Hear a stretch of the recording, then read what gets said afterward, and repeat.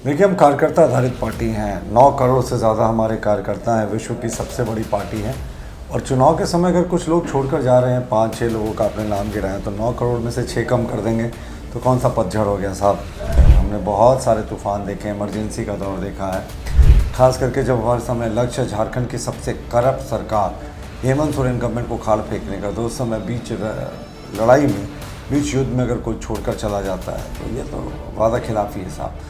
ये तो जिस पार्टी ने आपको इतना दूर तक पहुंचाया, आप उसके साथ नाइंसाफ़ी कर रहे हैं, पर कोई फ़र्क नहीं पड़ता। जैसे बरसात के समय मेढक टाटर नहीं करने लगता, वैसे ही चुनाव के समय ऐसे ऐसे नेता आना जाना लगा रहता है।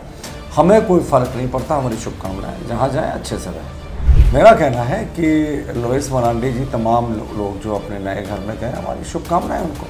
कम से कम इस बार कुछ दिन लाज रख लीजिएगा, जो इतने दिन आप बीजेपी में रहें, नए घर में गए हैं, तुरंत मत बदलिएगा। दिवाली का समय चल रहा है, वैसे भी घरों की सफाई होती है, कुछ सफाई हो गई, कुछ लोग चले गए, आप तो प्रसन्न हैं। नमस्कार, जोहार। मैं हूं देवेंद्र कुमार। आप देखना शुरू कर चुके हैं समृद्धि झारखंड।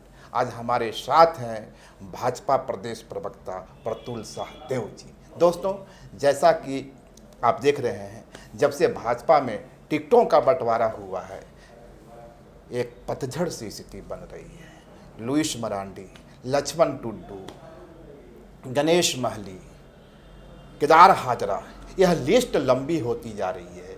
तो ये जो तमाम विकेट गिर रहे हैं, इससे भाजपा की चुनावी संभावनाओं पर क्या असर पड़ेगा, या ये तमाम नेता सिर्फ अपने टिकट की चाहत में ही भाजपा को छोड़ रहे हैं और भाजपा इसे किस रूप में ले रही है। तो आज हम प्रतुल सहदेव जी से इसी को समझने की कोशिश करेंगे। प्रतुल सहदेव जी, आपका बहुत बहुत धन्यवाद। जोहार। ये भाजपा में पतझड़ क्यों है भाई? देखिए, हम कार्यकर्ता आधारित पार्टी हैं। 9 करोड़ से ज़्यादा हमारे कार्यकर्ता हैं, विश्व की सबसे बड़ी पार्टी है। और चुनाव के समय अगर कुछ लोग छोड़कर जा रहे हैं, 5-6 लोगों का आपने नाम गिराया, तो 9 करोड़ में से 6 कम कर देंगे तो कौन सा पतझड़ हो गया साहब। और हमारा वट वृक्ष है, हमने बहुत सारे तूफान देखे, इमरजेंसी का दौर देखा है, जो यूपीए सरकार का दमन चक्र था वो देखा है। तो इनसे हमारा जो वृक्ष है वो कभी विचलित नहीं हुआ, तो ऐसे कभी नहीं होंगे। और दूसरी बात कि दिवाली का समय चल रहा है, ऐसे भी घरों की सफाई होती है, तो कुछ सफाई हो गई, कुछ लोग चले गए, आप तो प्रसन्न हैं। आपको छोड़ के जो नेता लोग गए हैं, जो 10 बरस से, 15 बरस से, 20 बरस से भाजपा की कौन 20 वर्ष से थे? लुइस मरांडी 24 बरस। और लुइस मरांडी तो उसके अलावा बोले ना, बोले केदार हाजरा 3 बार आपके, और बताते जाए ना। गणेश महली 2 टर्म से। उससे पहले गणेश महली कहाँ थे? कुणाल सारंगी कितने दिनों से थे? कुणाल सारंगी भी आपके साथ थे। कितने दिन? 5 बरस। हाँ, तो 5 वर्ष पिछले चुनाव में आए और इस चुनाव में चले गए, तो ऐसे लोगों पर क्या टिप्पणी। ठीक हमने है, कहा ना कि दिवाली की सफाई हो गई। मेरा कहना है कि लोइस मरांडी जी, तमाम लोग जो अपने नए घर में गए, हमारी शुभकामनाएं उनको। कम से कम इस बार कुछ दिन लाज रख लीजिएगा, जो इतने दिन आप बीजेपी में रहें, नए घर में गए हैं, तुरंत मत बदलिएगा। दूसरी चीज़, हमारे यहाँ 9 करोड़ कार्यकर्ता हैं, कुछ ही लोगों को चुनाव लड़ने का मौका मिलता है। इसमें से अधिकांश लोग जो गए हैं, या तो विधायक हैं या पूर्व विधायक हैं, तो उनको पार्टी ने मौका दिया नहीं। पा लाखों कार्यकर्ता रह जाते हैं जिन्हें मौका नहीं मिलता। उसके बाद भी अगर ये लोग जा रहे हैं और पार्टी पर अनाप शनाप बोल रहे हैं, तो ये इनकी सोच को दिखाता है। जैसे बरसात के समय मेढक टाटर नहीं करने लगता, वैसे ही चुनाव के समय ऐसे ऐसे नेता आना जाना लगा रहता है। हमें कोई फ़र्क नहीं पड़ता, हमारी शुभकामनाएं, जहाँ जाएँ अच्छे से रहें। लुइस मरांडी का आपका साथ छोड़ना संथाल की सियासत में भाजपा के लिए कितना बड़ा झटका है। खुद नहीं जीती थी पिछली बार चुनाव, क्या अंतर होगा? पर 2014 में तो हेमंत सोरेन को हराने की कामयाबी हासिल। 2019 में हारी, 2019 के बाद के बाई इलेक्शन में हारी, तो वो फिर अब बोलने तो दें, ऐसे ही लगातार प्रश्न नहीं करें। 2019 के चुनाव में 2 बार हारी, इलेक्शन में हारी, बाई इलेक्शन में हारी। देखिए, वो हमारा नहीं कहना, हमारे साथ वो लंबे समय से जुड़ी हुई थी और हमने कैबिनेट मिनिस्टर उनको बनाया था। कितने भाजपा के कार्यकर्ता हैं जो कैबिनेट मिनिस्टर तक बन पाए हैं? उसके बाद भी अगर मैडम संतुष्ट नहीं है, तो फिर उनको उनका नया घर मुबारक हो। उनका एक बयान आया है कि भाजपा बदल रही है। आज बदलती हुई भाजपा में जो पुराने भाजपा के समर्पित कार्यकर्ता हैं, वो घुटन महसूस कर रहे हैं। समर्पित कार्यकर्ता वो होते हैं जो तमाम विषम परिस्थितियों में भी पार्टी का साथ नहीं छोड़ते। खास करके जब हमारे सामने लक्ष्य झारखंड की सबसे करप्ट सरकार हेमंत सोरेन गवर्नमेंट को खाल फेंकने का, तो उस समय बीच लड़ाई में, बीच युद्ध में अगर कोई छोड़कर चला जाता है, तो ये तो वादा खिलाफ़ी है साहब। ये तो जिस पार्टी ने आपको इतना दूर तक पहुंचाया, आप उसके साथ नाइंसाफ़ी कर रहे हैं, पर कोई फ़र्क नहीं पड़ता। जाए सब, जहाँ जाना है जाए। हमारे कार्यकर्ता, मैंने कहा ना, रणबांकुर हैं, योद्धा हैं, वही चुनाव लड़ते हैं और कोई फ़र्क नहीं पड़ता 2-4-5 नेताओं के आने जाने से। इस चुनावी संग्राम में भाजपा अपने को कहाँ खड़ी पा रही है? पूर्ण बहुमत की सरकार बनेगी साहब एनडीए की, और मैंने कहा ना, झारखंड की सबसे करप्ट सरकार का सूर्यास्त हो जाएगा। सूर्यास्त ये भाजपा में जो पतझड़ी लगी हुई है, इससे होगा? एक ही प्रश्न का कितने बार जवाब लेंगे आप? मैं तो उसको, पहले ही आपका प्रश्न था, मैं उसको अच्छे से एक्सप्लेन कर चुका हूँ। पंच प्रण जो आपका आया है,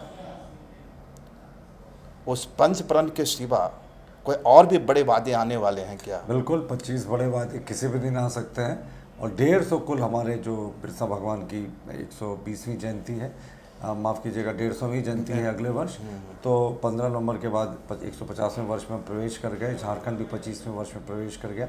25 बड़ी योजनाएं और आएंगी, घोषणाएं और आएंगी, फिर 150 कुल टोटल जो घोषणाएं हैं मैनिफेस्टो की, वो आ जाएंगी, और उसके साथ अब चुनाव में जाएंगे। लेकिन पंच प्रण हमारे जो ये चुनाव पहली 5 प्राथमिकता है, वो मूल मंत्र है, उसके बाद 125 या कुछ और उसके बाद 25 और आएंगे, और फिर टोटल 150।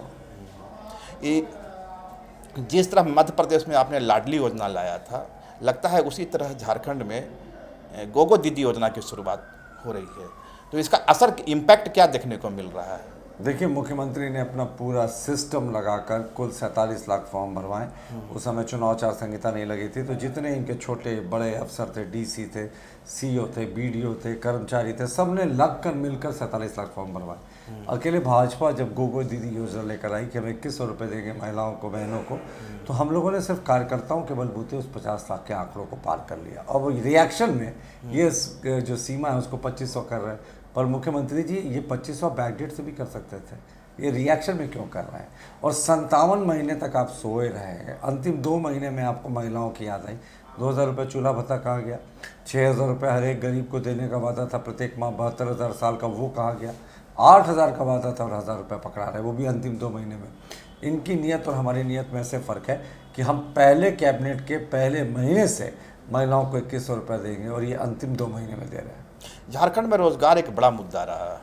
आपने भी अपने जो पंच प्रण है उसमें 2,87,000 की बात की है, पर आपको नहीं लगता कि पर्याप्त संख्या, झारखंड में जिस सीमा तक बेरोजगारी है उसकी, इसको बढ़ाने की और भी ज़रूरत है?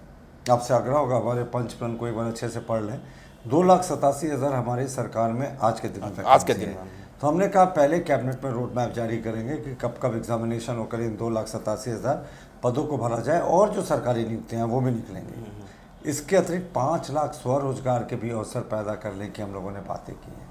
तो ये एक बहुत बड़ा फिगर है, और हमें लगता है इस सरकार ने तो दिसंबर में जब अनंत ओझा जी ने प्रश्न किया था, तो सरकार ने विधानसभा में जवाब दिया था कि हम लोगों ने पिछले 4.5 वर्षों में सिर्फ 11,344 नौकरियां दी हैं, जिसमें 4,000-5,000 पंचायत सचिव अभ्यर्थी थे जिन्होंने सुप्रीम कोर्ट से लड़ कर केस लिया, जीत कर लिया था। सरकार ने उस समय भी खिलाफत किया था कि नहीं साहब, इनको नौकरी नहीं मिलनी चाहिए। तो ये सरकार ने मुश्किल से खुद के बलबूते पे 5-6 हज़ार नौकरियाँ दी हैं, 25 लाख का वादा था। चलिए, बहुत बहुत शुक्रिया, धन्यवाद।